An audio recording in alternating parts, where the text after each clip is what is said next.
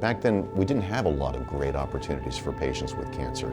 It was probably the most frightening diagnosis you could have. These patients, all they wanted was hope.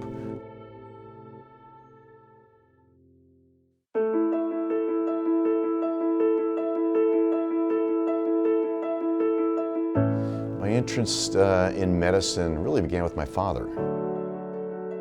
My father was a medic in World War II in the Battle of Anzio, and he always told me being a physician is probably the most rewarding career you could ever have. I had a very close relative, a cousin, who developed AML.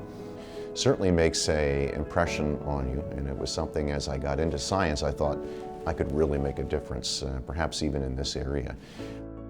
When I was an intern, you'd rotate between different services, and one of them was an oncology service. I found that these are the most inspiring individuals you could ever work with.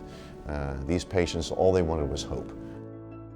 I've known Dr. List for almost 2 decades, and we're both very much interested in a very unusual type of leukemia called myelodysplastic syndromes.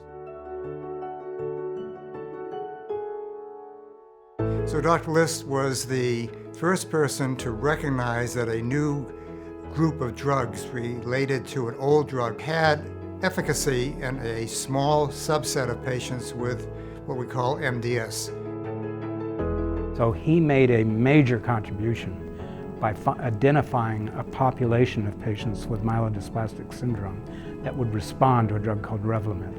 That's huge. And it's literally life-saving. And not just in the United States, the world. It's that kind of impact.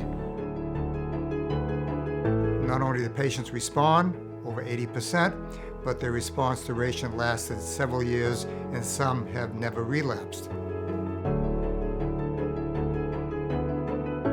We both started our careers at Arizona, and we worked with each other even then in different projects, and it was obvious that not only is he bright and extremely bright, but he serves the patient, and he's a joy to work with. I don't really know of any other leader at that level that's still seeing patients 1 day a week, still running clinical trials, and doing the research operations. He's got a lab operation that's very vibrant, and running an institute with 6,500 people in it. My experience with Revlimid, to see the impact it had with patients, it's a great thing, but it's only a start. We have a lot more work to do. It's great to have successes, but it means we have a lot more to do to help the others that aren't benefiting. I've been trained and I have the tools to really make a difference, and that's what I get excited about.